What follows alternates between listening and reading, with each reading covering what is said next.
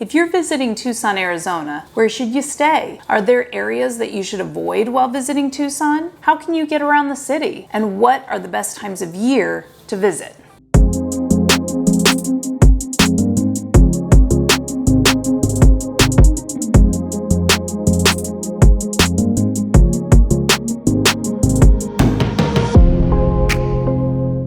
Hey everyone, it's Kimberly, your go-to real estate agent in Tucson, Arizona, and today we are talking about some things that you need to know if you are visiting the city of Tucson or our suburbs. I do have a video out on this channel about 9 things you absolutely have to do on your first trip out to Tucson, so make sure you check that video out after this one. This video is going to be focusing a little bit more about getting around the city and what you need to know when you stay here. Don't forget to hit the like button and the subscribe button and all the other buttons to follow along with Tucson news and learn more about things to do and see and know about this city, my hometown. And of course, if you decide during one of your visits that you love this place, give me a call if you're ready to buy or sell a home in Tucson. All my contact information is in the description below each video on this channel. And if you're a local Tucsonan with a couple of tips about visiting Tucson, please share them with the world by throwing them down in the comments section. The first thing I want to talk about is where to stay whenever you travel here, whether you're interested in getting a fancy resort, a dude ranch, a cheap hotel, a vacation rental house, an RV park, or even a campground to go camping. I won't be naming specific places in this video because I'll be making individual videos shortly about best resorts here, but I do want you to be aware of what options are available to you. Just like all cities, we have our fair share of hotels, and if you fly into Tucson, there are plenty of hotels near the Tucson airport if you need someplace close where you'll have easy access to the airport.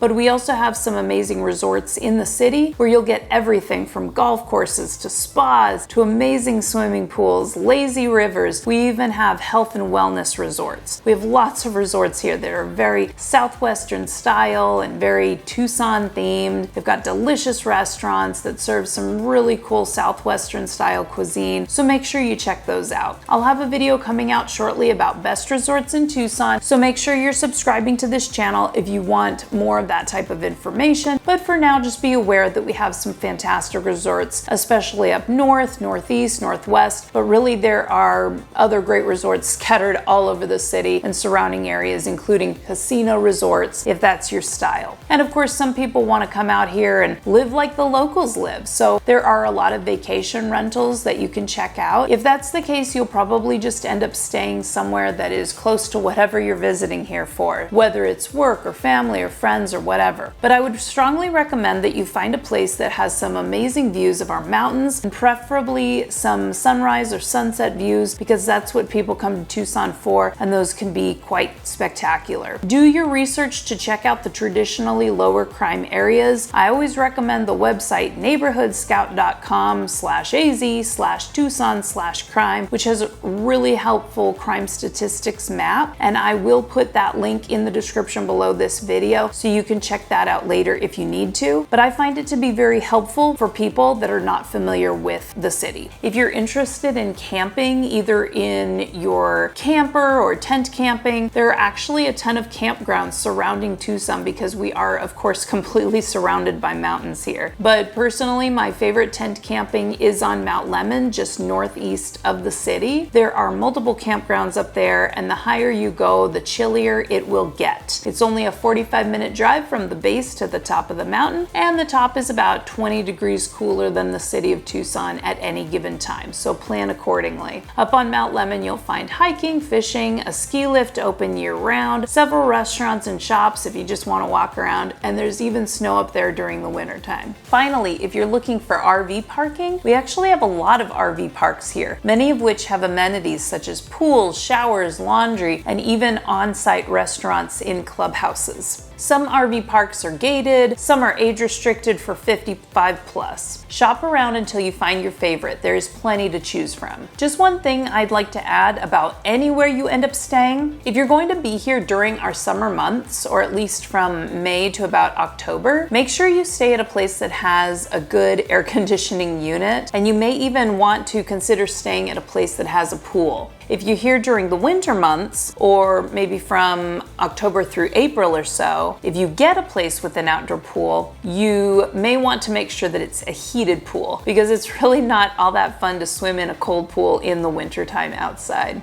Let's talk about transportation around our city. And by the way, I do have a video out about roads and traffic here. Tucson in general is a very spread out city, so I wouldn't count on being able to walk or ride your bike everywhere, but there are some areas of town that are very walkable or bike friendly. Tucson is known for the Loop, which is 135 miles of paved road that loops all the way around the city and is made specifically for bicycles, pedestrians, rollerbladers, skateboarders, horseback riders, basically anyone not in a car. If you stay near the Loop and a lot of activities you are interested in are near the Loop, you can probably get to wherever you're going quite easily by walking or jogging or bike riding. I would probably say the same for Midtown and downtown, but make sure you research the high crime areas because there is some crime in Tucson, especially after dark and especially property crime. If you're staying in the Catalina foothills, anywhere near River Road or Sunrise, you can probably walk or ride your bike to a lot of things quite easily. Oro Valley and some parts of Marana and Sahuarita are the same way.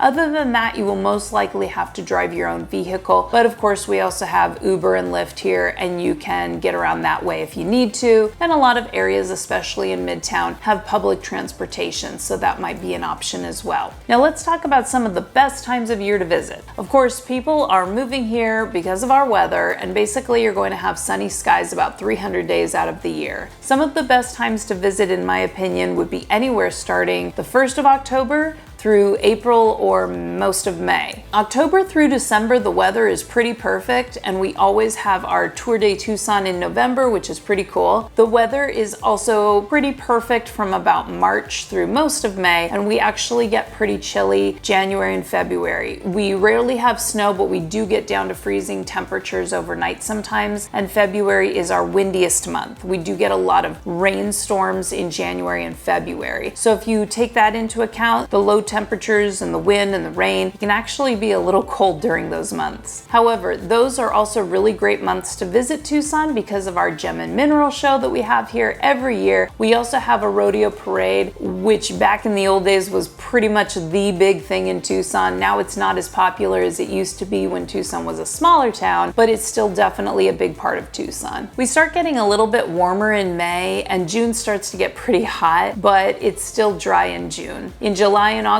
we start to get our monsoon storms, and that cools the desert down, but it also makes it a little bit more humid around here. A lot of people like visiting during those months because our monsoon storms are pretty spectacular, and you'll see some really amazing lightning shows. September is still pretty hot, and then October the weather gets nice again. Of course, the city can get pretty congested in the winter months because we have so many snowbirds visiting here from other places, and I definitely start to notice traffic and congestion start to calm down in the summer months, especially because the snowbirds have left and the university students are often gone too. So just keep that in mind when you're visiting. I hope you've learned a little bit about things to do when visiting Tucson, Arizona. Whether you're here for hiking or camping or mountain biking or museums or parks or Mexican food, or just to visit your kid at the university, we have a little bit of everything for anyone who wants to visit Tucson. If you say you love it so much that you want to buy a home here, give me a call. I'd love to help you out. All my contact information is in the description below each video on this channel, and there are tons of other videos on this channel about things to do and see and know about this city, my hometown. For you local Tucsonans, don't forget to throw down the name of your favorite restaurant or hotel in the comments below to share with others visiting here, and don't forget to like and subscribe on your way out the door. I appreciate you hanging out with me today, and I'll see you